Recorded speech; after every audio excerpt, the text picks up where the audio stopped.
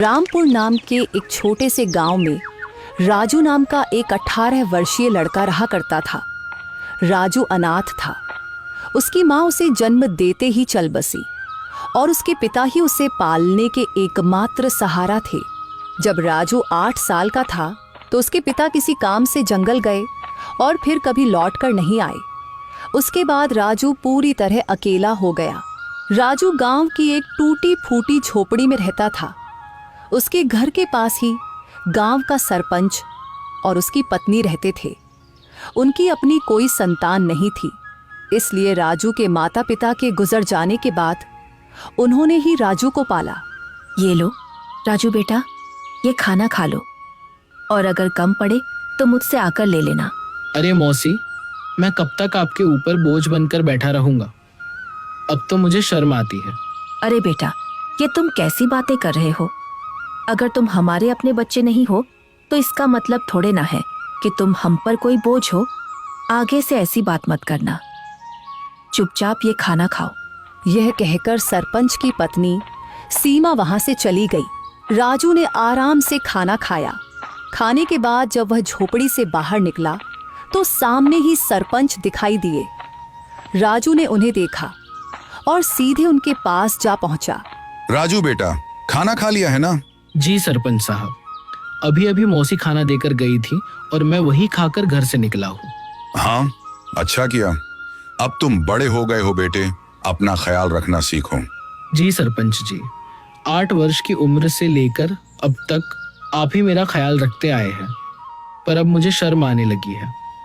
अब मैं कुछ काम करना चाहता हूँ। इसमें शर्म की क्या बात है बेटा? हमने तो हमेशा तुम्हें अपना ही माना है।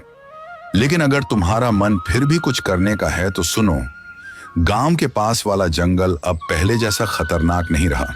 चाहो तो वहां जाकर लकड़ियां काट सकते हो या शहद इकट्ठा कर सकते हो।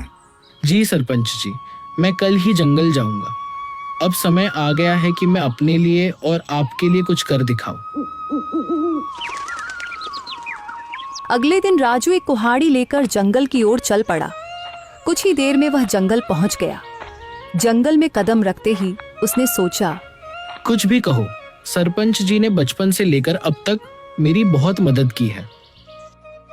अब समय आ गया है कि मैं अपने पैरों पर खड़ा होकर दिखाऊं और अब मैं उनकी सेवा करूं ताकि उन्हें अपनी संतान की कमी महसूस न हो और वे हमेशा खुश रहें। अभी राजू ये सोच ही रहा था कि अचानक उसकी नजर एक कोयल पर पड़ी जो उसे बड़े ध्यान से देख रही थी। अरे, यह कोयल मुझे इतनी गौर से क्यों देख रही है? इसका आकार तो बाकी कोयलों से बड़ा है और देखने में भी यह कुछ डरावनी लग रही है। राजू ने अभी इतना ही कहा था कि तभी कोयल उड़ती हुई उसके पास आ गई और इंसानी आवाज में बोली, मैं तुम्हें भली भांति पहचानती हूँ। तुम्हारा नाम राजू है और तुम मोहन के बेटे हो। कोयल को बोलते हुए देखकर राजू बहुत डर गया और बोला, ये कैसे मुमकिन है? तुम तो कोयल हो, फिर इंसानी आवाज में कैसे बात कर रही हो? शायद ये मेरी आंखों का धोखा है। भला कोई कोयल इंसानों की तरह बोल सकती है? नहीं, यह तुम्हारी आंखों का धोखा नहीं है। मैं सचमुच बोलने वाली कोयल हूँ। असल में मैं भी कभी इंसान थी, लेकिन एक तांत्रिक ने मुझ पर श्राप दे दिया और मैं कोयल की शक्ल में बदल गई।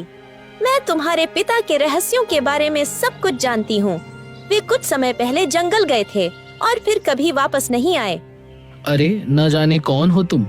मैं ऐसे कैसे तुम्हारी बात पर विश्वास करूं? कभी सोचा है तुमने? तुम पिछले कई वर्षों से बिना पिता के रह रहे हो, लेकिन गांव में कोई भी तुम्हारे पिता के बारे में बात नहीं करता। तुम्हारी कोई मदद नहीं करता सिवाय तुम्हारे गांव के सरपंच के। लेकिन मैं तुम्हारे पिता के बारे में सब कुछ बता सकती हूँ। तुम्हारे पिता अभी जिंदा हैं और मुझे यह भी पता है कि वे कहाँ हैं। अच्छा तो बताओ, मेरे पिता कहाँ हैं? मैं उनसे मिलना चाहता हूँ। मैं तुम्हें जरूर बताऊंगी, मगर उससे पहले तुम्हें मुझे इस श्राप से मुक्त कराना होगा। राजू को न जाने क्यों उस कोयल से डर महसूस होने लगा। अरे, मुझे तो लगता है कि यह कोई राक्षस है जो मुझे अपने जाल में फंसा रहा है। इससे पहले कि यह मुझे नुकसान पहुंचाए, मुझे यहाँ से भागना होगा। यह सोचते ही राजू तेजी से गांव की ओर दौड़ पड़ा।